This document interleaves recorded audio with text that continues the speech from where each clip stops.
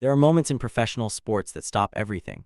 Not just the game, not just the season, everything, the conversations in front offices, the calculations in clubhouses, the assumptions that powerful organizations make about the people who make them powerful. What happened at Dodger Stadium hours before a critical game against the St. Louis Cardinals is one of those moments. And at the center of it is a name that needs no introduction, Shohei Ohtani. The greatest two-way player in the history of baseball. The man the Los Angeles Dodgers built their entire future around. The man who, on one extraordinary and shocking afternoon, got into a car alone and left, not metaphorically, not as a negotiating tactic whispered through back channels. He physically walked out of Dodger Stadium, got into a car, and left Los Angeles entirely. And where he went, the destination he chose when things became too much to bear inside the walls of one of baseball's most celebrated organizations, sent shockwaves through every corner of Major League Baseball that are still being felt today. This is the full story, every detail, every word, from the beginning. To understand why this moment happened, you have to understand what Shohei Ohtani means to the Los Angeles Dodgers, not just as a baseball player, as a symbol, as a statement. As the single most important decision this franchise has made in the modern era, when the Dodgers signed Ohtani to his historic 10-year contract, the largest guaranteed contract in the history of professional sports, they were not simply acquiring an athlete. They were sending a message to every team, every player, and every fan in the sport. The message was simple and unmistakable: we are the destination. We are the franchise that the greatest players in the world choose when they want to win, when they want to be respected, and when they want to perform on the grandest possible stage. And here at Baseball Daily, we cover this sport because moments like this one matter, and so does every person watching right now. We are closing in on 500 subscribers, and if you believe that real serious baseball storytelling deserves an audience, subscribe right now, hit the like button, drop a comment below, and share this video with every baseball fan you know. It costs you nothing and it means everything to a channel built entirely on content like this. Now back to the story because it only gets bigger from here. Ohtani's presence in the Dodgers lineup changed the way opposing teams plan, pitch, and position themselves. His work ethic in the clubhouse raised the standard for every player around him. His global appeal brought the Dodgers an entirely new generation of fans, from Japan, from across Asia, from every part of the world where baseball is watched and loved. The commercial power he carries is unlike anything the sport has seen.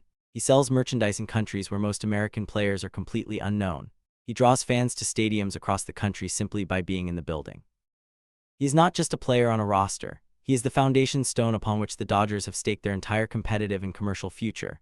But foundations, when subjected to the wrong kind of pressure, can crack. And leading into the series against the St. Louis Cardinals, the Dodgers were under real pressure. Injuries had disrupted the starting rotation. The bullpen had shown vulnerability in close and high-leverage situations. The offense remained potent, but questions were growing in the media, among the fan base, inside the organization itself, about whether this team was peaking at the right time or whether something more serious was beginning to fracture beneath the surface. The weight of all of this was sitting squarely on the shoulders of manager Dave Roberts. And it was in this environment, tense, uncertain, and pressurized, that Roberts made a decision that would change everything. Roberts called Ohtani into his office. The meeting was private, one-on-one. No coaches present, no translators initially, just the two of them alone in the manager's office inside Dodger Stadium several hours before first pitch against the Cardinals. Roberts came into that meeting with a proposal. It was an unusual one that he had apparently been considering for some time and had finally decided, wrongly as it turned out, that this was the right moment to raise. The proposal involved a significant restructuring of Ohtani's role in the lineup over the coming weeks of the season. Roberts wanted to adjust how Ohtani was deployed, reducing his workload through a demanding stretch of the schedule, protecting his long-term physical health, and creating more tactical flexibility for the Dodgers against specific upcoming opponents. In Roberts' mind, this was not a demotion. It was not a punishment. It was careful, responsible management, the kind of long-view thinking that a good manager applies when he is focused on October rather than just on tonight's box score. But that is not how Ohtani received it. His response was immediate. It was unambiguous. He did not raise his voice. He did not lose his composure or behave in any way that was unprofessional. That is simply not who Shohei Ohtani is. But the intensity of his disagreement was impossible to misread. He told Roberts directly that the proposal was unacceptable, that the reasoning behind it, however well-intentioned Roberts believed it to be, reflected a fundamental misunderstanding of how Ohtani approaches his preparation, his performance, and his personal sense of responsibility to his teammates. Ohtani studies opponents with a level of obsession that most players never come close to matching. He prepares with a discipline and scientific precision that is genuinely without parallel in the modern game. And he does not accept the idea that reducing his role, even temporarily, even carefully, even with the best intentions, is ever the correct answer when his team needs him most. The conversation could have ended there. It should have ended there. Roberts could have acknowledged the disagreement, stepped back, and found another way forward. But he did not. He pushed further. And in doing so, he crossed a line. Sources with direct and detailed knowledge of what happened inside that office indicate that Roberts, in his effort to convince Ohtani that the adjustment was necessary, raised a specific personal and sensitive topic related to Ohtani's physical condition, a subject that Ohtani had previously and explicitly made clear he did not want raised in the context of game-related decisions. This was not a boundary that had been vaguely implied or casually mentioned. Ohtani had communicated it clearly, professionally, and through the appropriate organizational channels. It had been understood, or at least it was supposed to have been. Ohtani looked at Roberts and said, "I never want to hear that again." He stood up, he walked out of the office, he walked through the clubhouse, he walked out of Dodger Stadium, and he got into a car alone and drove away. The moment Ohtani left the building, the Dodgers organization went into immediate crisis mode. Staff members who witnessed him walking through the facility described the atmosphere as one of stunned, complete disbelief. Players who were in the middle of their standard pregame routines, stretching, reviewing scouting reports, preparing mentally and physically for the game, suddenly found themselves looking at each other with expressions that carried a question none of them wanted to be the first to ask out loud. What just happened? Roberts did not immediately go public. He attempted to reach Ohtani through every available channel, through coaches with whom Ohtani had strong working relationships, through trusted teammates, through organizational staff who had built genuine personal bonds with the superstar over the course of his time in Los Angeles. But Ohtani was not responding in the way anyone inside that building had hoped.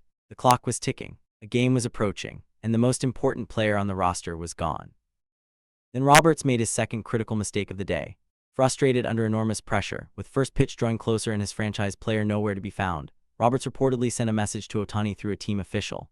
That message, the contents of which have since leaked and ignited a second wave of controversy on top of an already explosive situation, contained a phrase that sources describe as Roberts saying, "Shohei, you have no right to refuse."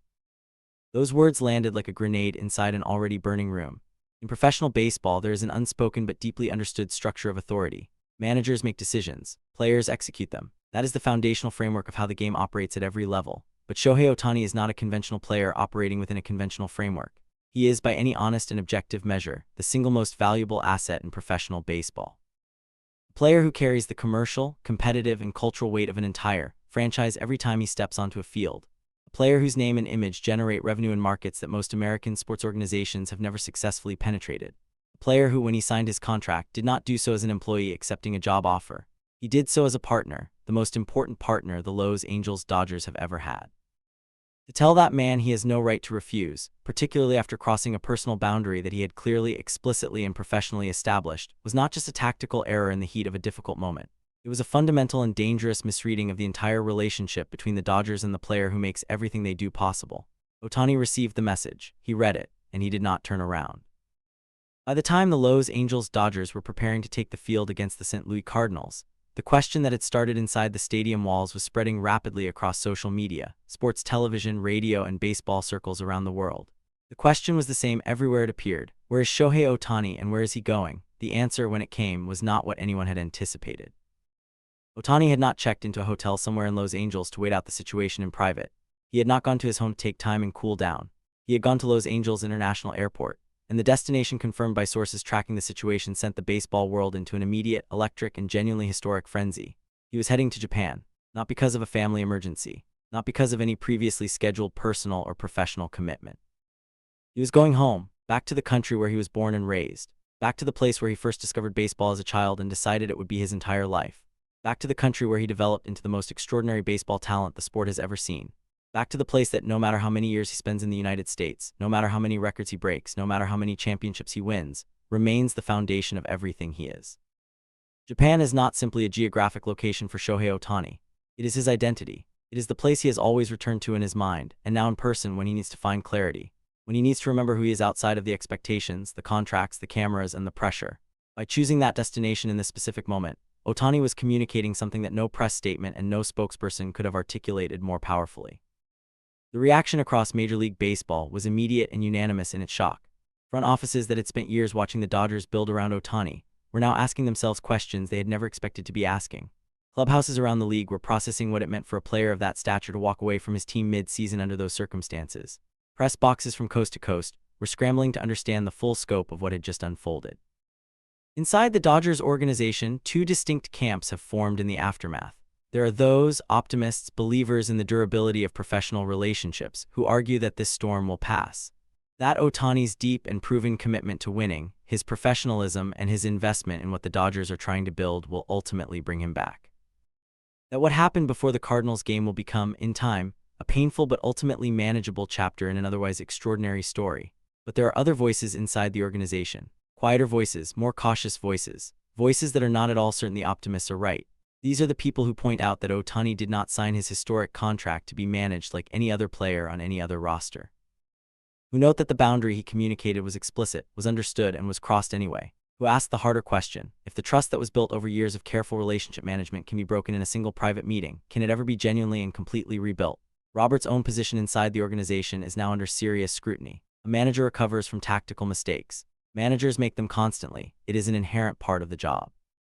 But crossing a personal boundary that a player has explicitly established, and then responding to that player's departure with a message telling him he has no right to refuse, is a different category of mistake entirely. It is the kind of mistake that raises questions not just about judgment in the moment, but about fundamental understanding of the people a manager is responsible for leading. Shohei Ohtani crossed an ocean once before. He left Japan at the height of his fame there, already a legend, already beloved by an entire nation, and came to Major League Baseball to challenge himself against the best competition in the world, to test himself, to grow, to become something even greater than what he already was. That decision required courage, conviction, and an absolute certainty about his own values and priorities. He is not a man who acts impulsively. He is not a man who walks out of rooms without a clear and considered reason. He is not a man who chooses his destinations by accident or by emotion alone. Every significant decision Shohei Ohtani has made in his career has been deliberate, purposeful, and ultimately correct. The Dodgers needed Shohei Ohtani far more than they seemed to realize. And in one afternoon, through one conversation that went too far, one boundary that was crossed, and one message that should never have been sent, they may have been reminded of that fact in the most dramatic, most public, and most consequential way imaginable. The franchise that spent an unprecedented fortune to make Ohtani the face of everything they are, and everything they want to become, now faces a question far more important than any game, any series, or any standings position. Can they rebuild what was broken in that room? And if they cannot, what exactly is the Los Angeles Dodgers organization without Shohei Ohtani at its center? That question deserves a comment. Drop it below right now. Was Roberts wrong to push Ohtani past his limit? Do you think Ohtani comes back, and if he does, is the relationship ever genuinely the same? Share this video with every baseball fan in your life, because this is the story everyone is going to be talking about. And if you enjoy real baseball content and breakdowns like this, you'll like what's coming next on Baseball Daily.